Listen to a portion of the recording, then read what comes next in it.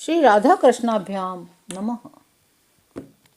कल हमारा श्रीमद् भागवत महापुराण समाप्त हो चुका था। आज हम श्रीमद् भागवत के महात्म्य का वर्णन करेंगे। पहला अध्याय परीक्षित और वज्रनाभ का समागम, शांडिल्य मुनि के मुख से भगवान की लीला के रहस्य और ब्रजभूमि के महत्व का वर्णन सुनेंगे। महर्षि व्यास कहते हैं, जिनका स्वरूप सच्चिदानंद घन, जो अपने सौंदर्य और माधुर्य आदि गुणों से सबका मन अपनी ओर आकर्षित कर लेते हैं, सदा सर्वदा अनंत सुख की वर्षा करते रहते हैं, जिनकी ही शक्ति से इस विश्व की उत्पत्ति, स्थिति और प्रलय होते हैं, उन भगवान श्री कृष्ण को हम भक्ति रस का आस्वादन करने के लिए नित्य निरंतर प्रणाम करते हैं। ऋषियों ने पूछा, सूत जी, धर्मराज युधिष्ठिर जब श्री मथुरा मंडल में अनिरुद्ध नंदन ब्रज का और हस्तिनापुर में अपने पौत्र परीक्षित का राज्याभिषेक करके हिमालय पर चले गए, तब राजा वज्र और परीक्षित ने कैसे कैसे और कौन कौन से कार्य किए। सूत जी ने कहा, भगवान नारायण, नरोत्तम नर, देवी सरस्वती और महर्षि व्यास को नमस्कार करके शुद्ध चित्त होकर भगवत तत्व को प्रकाशित करने वाले इतिहास पुराण पुरुष जय का उच्चारण करना चाहिए। शौनकादि ब्रह्मर्षियों जब धर्मराज युधिष्ठिर आदि पांडवगण स्वर्गारोहण के लिए हिमालय चले गए, तब सम्राट परीक्षित एक दिन मथुरा गए। उनकी इस यात्रा का उद्देश्य इतना ही था, वहां चलकर वज्रनाभ से मिलजुल कर आए। जब वज्रनाभ को यह समाचार मालूम हुआ, मेरे पिता तुल्य परीक्षित मुझसे मिलने के लिए आ रहे हैं, तब उनका हृदय प्रेम से भर गया। उन्होंने नगर से आगे बढ़कर उनकी अगवानी की, चरणों में प्रणाम किया, बड़े प्रेम से उन्हें अपने महल में ले आए। वीर परीक्षित भगवान श्री कृष्ण के परम प्रेमी भक्त थे। उनका मन नित्य निरंतर आनंद घन श्री कृष्ण चंद्र में ही रमता रहता था। उन्होंने भगवान श्री कृष्ण के प्रपौत्र वज्रनाभ का बड़े प्रेम से आलिंगन किया। इसके बाद अंतःपुर में जाकर भगवान श्री कृष्ण की रोहिणी आदि पत्नियों का नमस्कार किया। रोहिणी आदि श्री कृष्ण पत्नियों ने भी सम्राट परीक्षित का अत्यंत सम्मान किया।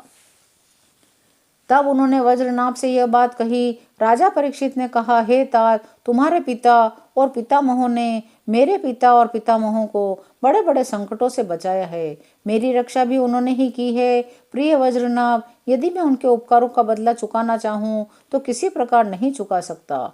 इसलिए मैं तुमसे प्रार्थना करता हूँ, तुम सुखपूर्वक अपने राजकाज में लगे रहो। तुम्हें अपने खजाने की, सेना की और शत्रुओं को दबाने आदि की तनिक भी चिंता नहीं करनी चाहिए। इन माताओं की खूब प्रेम से भली भांति सेवा करते रहना। निश्चिंत हो जाना, मैं तुम्हारी सारी चिंताएं दूर कर दूंगा। वज्रनाभ ने राजा परीक्षित से कहा, महाराज, आप मुझसे जो कुछ कह रहे हैं वह सर्वथा आपके अनुरूप ही है। आपके पिता ने भी मुझे धनुर्वेद की शिक्षा देकर मेरा महान उपकार किया। मुझे किसी बात की तनिक भी चिंता नहीं है। मुझे केवल एक बात की बहुत चिंता है। यद्यपि मैं मथुरा मंडल के राज्य पर अभिषिक्त हूँ, मैं यहाँ निर्जन वन में ही रहता हूँ। इस बात का मुझे कुछ भी पता नहीं है, यहाँ की प्रजा कहाँ चली गई, क्योंकि राज्य का सुख तो तभी है जब प्रजा रहे। जब वज्रनाभ ने परीक्षित से यह बात कही, तब वज्रनाभ का संदेह मिटाने के लिए महर्षि शांडिल्य को बुलवाया। यही महर्षि शांडिल्य पहले नंद आदि गोपों के पुरोहित थे। परीक्षित का संदेश पाते ही महर्षि शांडिल्य अपनी कुटी छोड़कर वहां आ पहुंचे। वज्रनाभ ने विधि पूर्वक उनका स्वागत सत्कार किया। वे एक ऊंचे आसन पर विराजमान हुए। राजा परीक्षित ने वज्रनाभ की बात उन्हें कह सुनाई। महर्षि शांडिल्य बड़ी प्रसन्नता से उनसे कहने लगे, प्रिय परीक्षित और वज्रनाभ, मैं तुम लोगों से ब्रजभूमि का रहस्य बतलाता हूँ, तुम दत्त चित्त होकर सुनो। ब्रज शब्द का अर्थ है व्याप्ति। इस वृद्ध वचन के अनुसार व्यापक होने के कारण ही इस भूमि का नाम व्रज पड़ा है। सत्व, रज, तम, इन तीनों गुणों से अतीत जो परम ब्रह्म है वही व्यापक है, इसलिए उसे व्रज कहते हैं। वह सदानंदन स्वरूप परम ज्योतिर्मय और अविनाशी है। जीवन मुक्त पुरुष उसी में स्थित रहते हैं। इस परम ब्रह्म स्वरूप ब्रज धाम में नंद नंदन भगवान श्री कृष्ण का निवास है। उनका एक एक अंग सच्चिदानंद स्वरूप है। वे आत्मा राम और आप्त काम है। प्रेम रस में डूबे हुए रसिक जन ही उनका अनुभव करते हैं। भगवान श्री कृष्ण की आत्मा है राधिका। उनसे रमण करने के कारण ही रहस्य रस्य के मर्मज्ञ ज्ञानी पुरुष उन्हें आत्मा राम कहते हैं। काम शब्द का अर्थ है कामना, अभिलाषा। ब्रज में भगवान श्री कृष्ण के वांछित पदार्थ है गोए, ग्वाल बाल, गोपियां और उनके साथ लीला विहार आदि। वे सब के सब यहाँ नित्य प्राप्त हैं। इसी से श्री कृष्ण को आप्त काम कहा गया है। भगवान श्री कृष्ण की यह रहस्य लीला प्रकृति से परे है।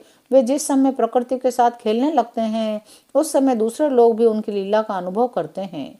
प्रकृति के साथ होने वाली लीला में ही रजोगुण, सत्वगुण और तमोगुण के द्वारा सृष्टि, स्थिति और प्रलय की प्रतीति होती है।